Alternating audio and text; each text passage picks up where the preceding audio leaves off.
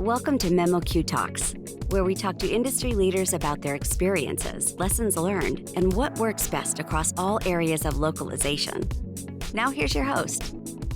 Hello, everybody. Welcome to memoQ Talks. My name is Mark Schreiner, and I'm going to be your host for this episode of memoQ Talks. Today, we're going to be talking with Miss Allison Ferch, who is the Executive Director for the Globalization and Localization Association, aka GALA.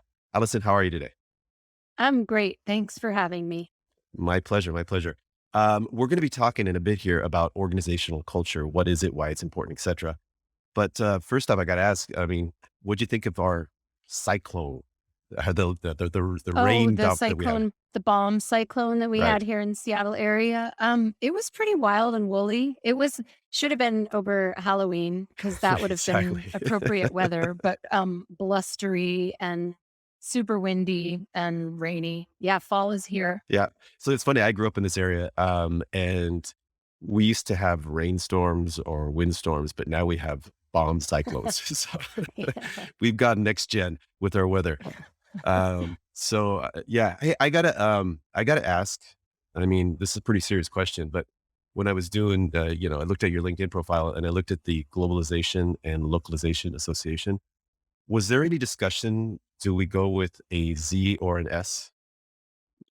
That predates me. And I suppose there probably was, but because we were founded in the US and incorporated in the US, we use the US spelling of globalization with a Z. Okay. And we actually do that throughout the website too. That was a decision that we made in our style guide. That was weighing heavy on my mind. So Okay. Rest No. easy. And one other thing I got to ask you, because I was stalking you on LinkedIn, and I'm bringing this up because this is the first for me. I do memoQ Talks and I have my Secure Talk podcast. I've never had an NCAA All-American on my Cool. show. This is so cool. That was water polo, yeah? Actually, I was an All-American in swimming. Swimming. Yeah, water polo when I played in college was not sanctioned by the NCAA Mhm. yet. It happened after I left university. So my All-American status came from swimming. That's Yeah. so awesome. It's such a brutal sport. Thanks. Because the only way to get better is swim, right? Swim more. Happily it's changed. And nowadays they also train smarter, not just longer. Okay. What did you swim? Breaststroke. Cool. Did you 100 and 200 were my specialty. And then sometimes I'd get thrown in 200 IM or definitely relays. Yeah. If I was going to be a swimmer or a runner, I would definitely go for one of the shorter distances. It's probably just as difficult, but I just feel like I just want to get the pain done and get Well, over. the truth of the matter is to be a good sprinter, you have to be built for it and have Ah. fast twitch muscles. And I don't. I'm built for endurance. So you overcame that and became an All-American. Yeah, I guess. That's awesome. Yeah. That's awesome. Yeah. Look at you. That was All trying to be ancient history, my friend. It's not that long ago. I So- still swim, but not fast. And so I totally off topic, but it's amazing to me how much technique, how important technique is in swimming compared to, for example, running, because you're going against water. Um, Yeah. How old were you when you started swimming? 5. Okay.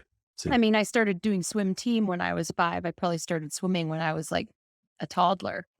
Yeah. And that's true. I've taught swimming lessons and I've also taught adults, and it's brutal. It's brutal because there's this difficulty. They're so aware of their body in the water, and everything is a big mental exercise about the tilt of your hand and the position of your head. And oh my gosh, for those of us that swam our whole life, we don't think about that anymore. no, So it's nice. we're going to get to organizational culture in a second, but I was training for a triathlon in Singapore, and by far my weakest part of the event was swimming. And I signed up for a swim class with these other triathletes, and there's like 50 people. And I was probably like number 47, the slowest. It was just so sad. The instructor, at one point, he comes up and he goes, "Hey man, you're doing something really weird with your arm." And I was like, "What?" He goes, "You're just doing something weird. You got to like stretch and reach and glide and just stop doing that." And I stopped doing it. And by the end of the class, I'd moved up to like the top 10. It was just this one thing, that it made such a huge difference. You were fighting the water. Yeah. Yeah, that's probably it. It's Yeah. so anyway, organizational culture. And teams are have their culture as well. So maybe it all does For tie in sure. together. Yeah. Yeah, So why don't you take a moment and explain, because you picked this topic actually. I What did. what is organizational culture and why is it important? Okay. It's so interesting. Organizational culture is just like, regular culture in that it's shared values and shared beliefs that are um, kind of pervasive in an organization. And a lot of it's anchored in unspoken beliefs and behaviors and mindsets. And so it's a little bit trickier than something that's overt and visible. Um, you can also think of it as like what's encouraged and what's discouraged, what's accepted or rejected at an organization. And I think another interesting thing about organizational culture is that um, it doesn't, unlike strategy, it doesn't always come from the top. It Hmm. can be like a blend of influence from across the organization. So yeah, I mean, you obviously you've worked for a couple different organizations, but you see or you touch through Gala hundreds of organizations.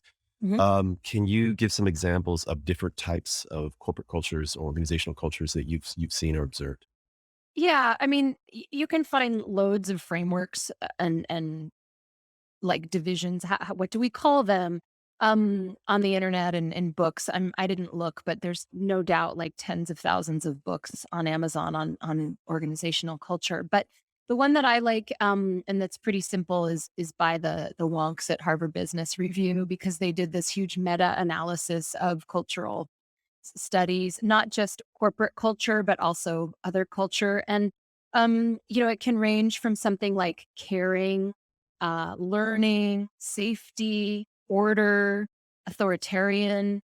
And it really kind of depends on they use a framework that says, well, let's look at the way people interact with one another, Hmm. relationships, and then let's look at the way this organization reacts to change. And organizations will have they're not usually just one style. They will usually be a blend of styles that are complementary. And yeah, sure, at Gala we see a bunch of different styles. Although to be fair, I don't always see into operations at our Sure. member organizations. I'm usually engaging with one or two people at a time. And occasionally I can get a sense of their organizational culture. Like, let's say it takes 5 emails to get like an invoice issued or Hint, like a hint. PO. And you can tell that they've got more of an order Right. structure or maybe authoritarian if it requires, approval from somebody on high. Yeah, so different styles and they blend. And then um, I think it's easy if people think about leadership styles because they often have a lot of similarities with different organizational culture styles too. Well, and you mentioned that there's probably no one singular definition. I mean, or excuse me, uh, most organizations might have a blend of cultures, right? Uh, how can that be influenced? Is it a grassroots movement? Is it top down? Is it like, hey, because I mean, how do you decide what kind of culture you want to have? You know?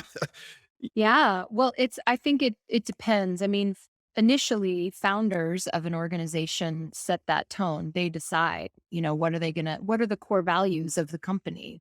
What do they stand for? How do they interact with one another? And, that can be something that persists and has a long legacy and is kind of passed on as cultures are from like, let's just say generation to generation or employee to employee. I think other organizations can also take influence from employees and the people that are like on the front lines, let's say, customer facing. And again, it goes back to how do they navigate people relationships? And so there can be a blend. Or, for example, let's say, like, imagine Tesla. Hmm. Elon Musk has a very style that's really focused on learning, right? Like loves to experiment and try stuff and wants to, see something in 20 years that nobody's ever thought of before.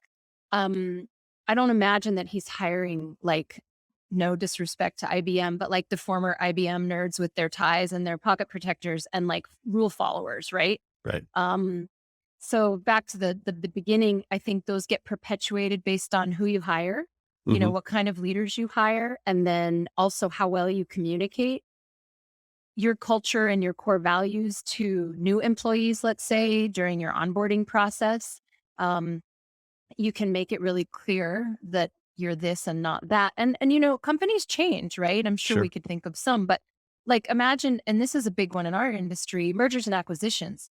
Wow. Like if you're having a company acquiring another company and their cultures are radically different, then you're going to have problems. And so there's going to need to be some really intentional work toward changing or blending to the extent possible those cultures, because if your cultures are clashing and then they're also not aligned with strategy, you're hosed. I mean, somebody famous, I don't know if that's a nice word to use, but I somebody would go with it. famously somebody famously said culture eats strategy for breakfast. Yeah, So I've heard that. yeah, I've heard that before as well. yep. And having lived in uh, several different countries and observed just, national cultures, and then which does affect business culture, of course. And some extremes would be, for example, China versus, China business culture versus Japanese business culture, and versus even American business culture versus European. I mean, there's all extremes there. And when you talk about like these acquisitions or multinational companies that have, say an American company, but they've got a huge operation in Japan, you're not going to have an American culture in that Japanese business, but you might not have a full Japanese culture either. And part of this, what I've seen is learning how for those different units, learning how to communicate with each other. And that starts with understanding, you know what, this is about their culture. It's not something I can take personally. It's just, this is the way they do business. This is the way we do it. What have you seen in terms of international or including these M&A situations where they've made an effective kind of blend? Mm. I don't know if I could give you a really good example. I mean, I've heard from some of our members that have gone through M&A that it can be the culture part can be really painful. Hmm. And then folks that have been, I would imagine, in companies that are more in sync, culturally, it goes a lot smoother. So I can't give you an example of one where, oh, these guys did this. I'm not privy That kind of to that's that that's fine. insider stuff.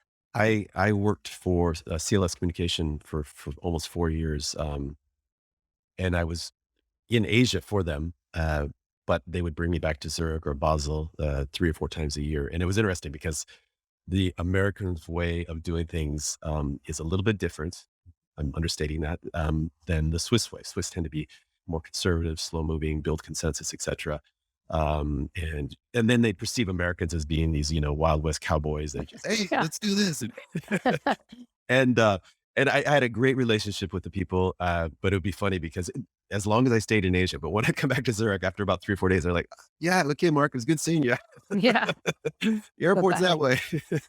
Yeah, It's- I think, I mean, my husband works for a South Korean company and is a software developer, and he and I have talked about some of the cultural challenges that he's having as a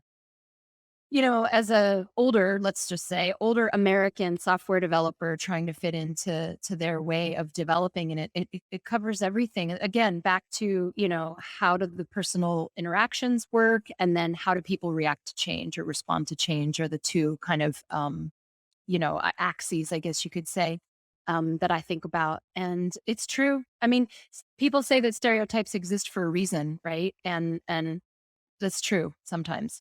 Yeah. yeah, and that's kind of a touchy subject. It's because there are stereotypes because that's the reality, And I Yeah. mean, in Japan, for example, business decisions take more time, and it's all about consensus building from the bottom up, oftentimes, and then presenting the solution to the Shoucho or the president, and moving forward. Whereas, in the U.S., things just tend to move a little bit more quickly.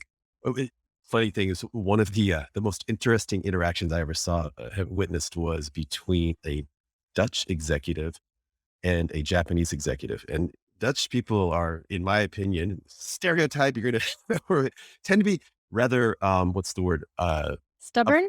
Upfront, just direct. Direct is the Direct. word, direct. Hmm. She said stubborn, not me. So, no, very direct. In fact, I had a Dutch boss once, and I'd asked him about, he said, "Hey, what do you think about my idea?" And he goes, "Oh, it's stupid." I was like, and he goes, "You want to go get a beer?" And it's like, "No, I'm not drinking beer with you." He just said I was, but yeah. Anyway, so this Dutch executive was giving feedback to a Japanese executive, and the Dutch executive was being very, very direct, and the Japanese person was, about ready to explode, but didn't know how to express it. So it's funny when they collide, and especially when you're just sitting there watching.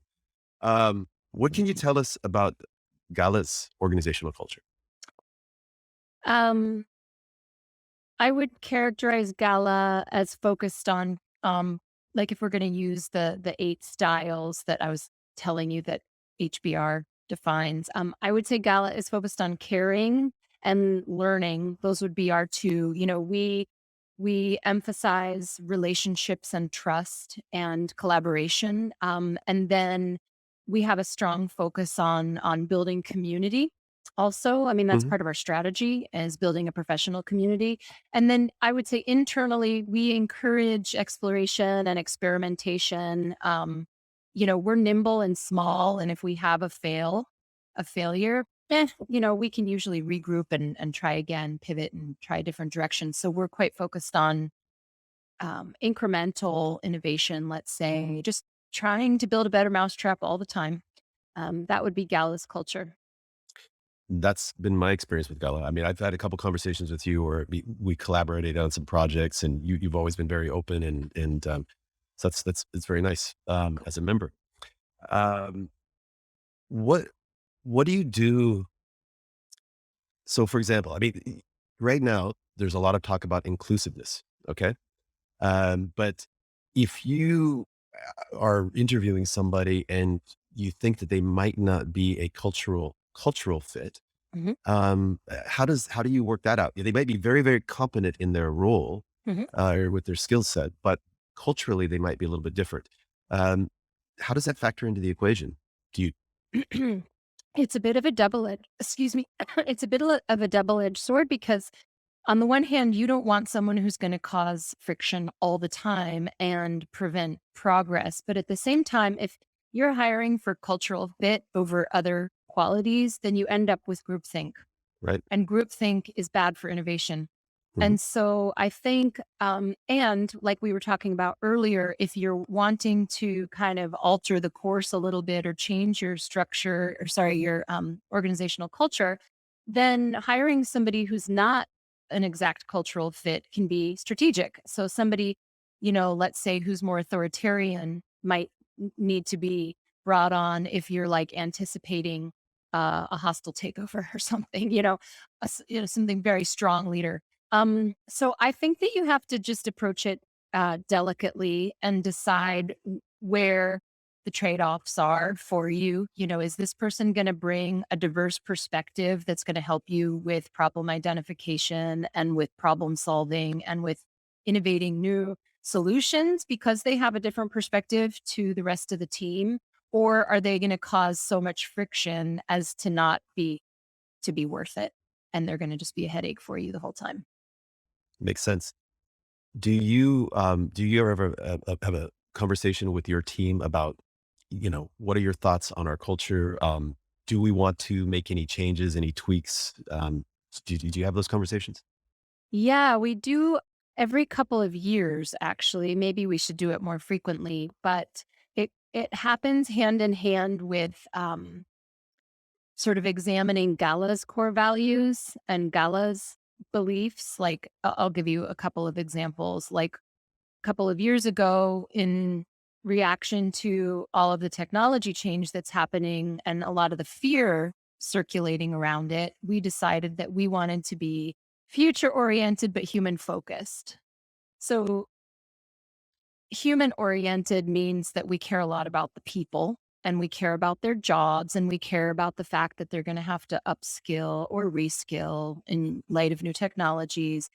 um, but focusing on the future means that we know that the technology is here to stay. We know that it helps with Right. efficiency and automation and getting rid of some of the mundane tasks that people don't like. So every now and again, we pause, we talk about what is it that we stand for right now. And that's also an opportunity for us to look at our own internal culture and say, okay, if we are customer first, we're prioritizing relationships, we welcome feedback, even if it's negative, you know. So we do that every so often. In fact, we're going to be doing that again shortly at Gala before the end of the year. Sounds like a very healthy practice. I don't know if you're familiar with Coinbase. Mhm. Okay, about a year or so ago, their CEO, they he was reacting to some employees who expressed a desire that the company would become more socially active in terms of be more of a social activist. Mhm. And he put Purpose driven. purpose driven, and he pushed back and said, "Look, our mission is to positively impact the world by being the best Coinbase that we can possibly be." Which, if, for people who don't know, they're an exchange platform for cryptocurrencies. And he said that, we just, after a lot of reflection, we believe that we should focus on our core mission, and that political activism isn't part of our mission, and we don't want to bring that into the office. You're not saying you can't talk about it with your colleagues, but we, as a company, don't want to go out and take official stands on all these different issues. And he said, but we understand that if some employees aren't happy with that, you might want to leave. And about 5% of their employees did leave with very generous severance packages, 4 to 6 months, regardless of how long they'd been in the organization. So it'd be tempting for anybody. This is, So, and then, he just came out recently, and, it was talking about the success of the company in the last year. And I tied it somewhat back into their decision to really focus, whether that's the actual result or, cause, et cetera, is, not for us to determine. But what are your thoughts in a situation like that, where if you're getting pulled as an executive to maybe be active, or to, say that we need to take a stand as an organization on these issues, and how do you decide, yes, we do this, and maybe we don't, maybe we just focus on our core mission? Yeah, I think it depends on your mission, and I think it depends on whether or not that activity is aligned with you culturally, in which case it probably happens fairly seamlessly, or whether it really goes contrary to the pervading or existing organizational culture, in which case it would be a disruption and a distraction from people doing the work that they're supposed to be doing. I feel like a lot of larger organizations now have inevitably come kind of these hot spots for political, especially political or social justice topics. And, you know, I don't know, 10 years ago, they called it corporate social responsibility, and nowadays they call it something else. And um, I think there are some companies that did that under, from pressure from their employees. But I guess I have to say I respect the Coinbase CEO because look, if that's going to be a distraction from your strategy and your mission, then that's a problem. And it's okay, in my opinion, for the CEO or the C-suite to make that decision. Um, you know, the tricky part is that we spend a lot of time at work, right? Right. A lot of time. And whether it's like in a physical workplace or just with our colleagues and working. And so you want those hours to feel personally aligned. If you're feeling constantly out of sync with your personal values and personal culture is completely out of sync with your work culture, then you have a mismatch and Sure. you should move on. So yeah, I think that's fair.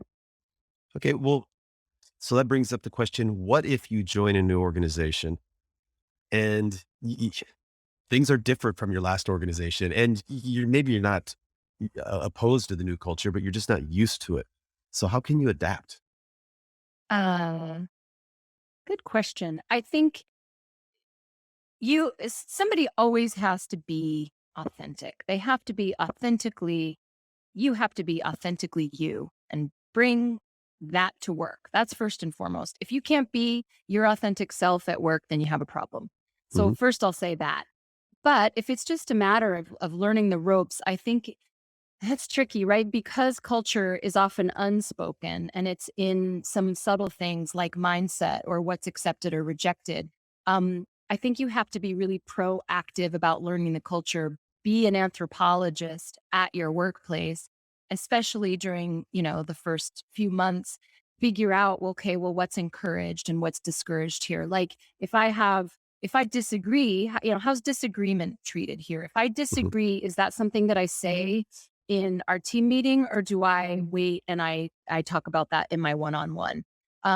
You can find somebody who's been there for longer and ask them.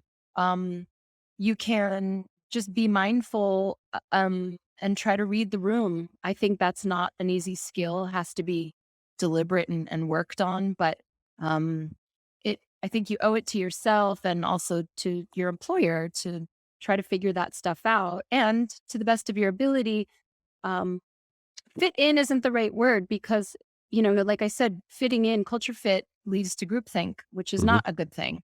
But be your authentic self and still kind of play by the rules, let's say.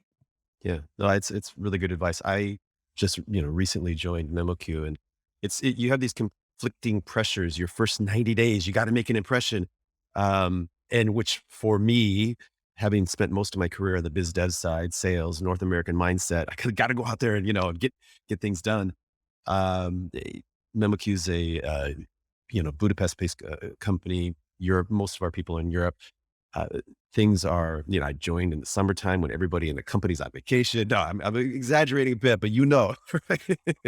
And, but the company is very collaborative, very inclusive. And there were a couple times where I kind of wanted to maybe be a bit more forceful or exert my opinion a bit more. But I held back because I wanted to, like you said, kind of read the room and get a feel for things, and I'm really glad that I did because in hindsight, it would be like, "You know what? We're all we're all trying to get the same thing done here. We just have slightly different ways to do it or to express ourselves." So good advice there. What, what advice would you give for people who wanna learn more about organizational culture? Hmm. Gosh, I mean, so the librarian in me, like I have master's degree in library science, I I didn't says catch that on your LinkedIn profile. I saw that you had a degree your undergrad was in biological biological anthropology? anthropology, Yes. yeah, and my master's degree is in library and information science. So, of course, I'd say go look at your library. There's probably literally tens of thousands of books on the topic, and then, of course, you have the interwebs, which has all manner of answers. But again, with wearing my librarian hat, check your source, make sure that the author is credible, make sure that it's not biased or that they're vetted. But and then I mean just be an observer of humankind, listen, watch. Yeah. Good advice. Do you have a favorite book or one that you can throw out for a recommendation? Nope, I do not. No? I'm not, Mhm. No do you know book deals the here. last book that yeah, I know, right? The last book that I read, was about jellyfish. So I don't read a lot of business books. If I'm gonna do business reading, I'll read articles mainly, online. I might be like the black sheep there, that I don't read a lot of business books as a manager, leader. No, so I don't have a favorite book to recommend. That's okay, but let's talk about the Yeah. jellyfish book for a second. What was that about? It's about jellyfish. I mean, Well, no, I mean, but like, it's so nonfiction, okay. and, so the story there is I live near the Puget Sound, and I Mhm. like to go swimming in it. It's very cold. It's probably about, well, it's between, like, 48 and 55 degrees Fahrenheit, which must be, like, between, like, 8 and 11, something like that, Celsius. Cold, and there's a lot of jellyfish in the summer, and I hate them. I mean, I love them, but I hate them. They sting me, and they startle you, and so I decided to do this, like, jellyfish appreciation campaign, and try to learn a lot about them and kind of be in awe instead of being scared. So this book is about, they're freaking amazing, Mark. Tell me. Really amazing. So I'll give you like two tidbits. One of them talks about like are we seeing more jellyfish now because of rising ocean temperatures and ocean acidification, which are symptoms of climate change? And the answer is we're not sure yet. Mm. But jellyfish have a lot of, like, they're one of the oldest creatures um, on the planet. And they have a lot of promise for biotech, actually. And I'll give you one example. There's a jellyfish, don't remember its scientific name, but it glows, right? It has bioluminescence. And the scientists figure out how to isolate that gene, and they can put it into a tumor such that a surgeon doing surgery could see and know whether she got all of the margins of a cancerous tumor, for example, if they put this, light up green gene into the tumor. So that's just one example. Jellyfish are amazing, but they do I hurt a I little bit when they sting you. they do hurt, and having been stung by them, and I know what the folk treatment is for them as well. So, That's not what you should do. Use uh, vinegar. okay, oh, like I carry some vinegar around with me everywhere. Anyway, no, I also think it's amazing that people. So like, you've got somebody that says, I think if we injected part of that jellyfish into a tumor, I mean, who comes up with this stuff? That's really But cool. if we're gonna like transition with the jellyfish, that's actually one of my a part of the jellyfish appreciation is that they go with the flow. And that's Cool. actually like for me personally, it's something that I aspire to do more, let go of things that are out of my control and go with the flow. Be like a jellyfish. I think there's a Jack Johnson lyric that says, be like a jellyfish and go with the There flow. should be, if there isn't, but I think that's there is. awesome. Yeah. Yeah. Okay.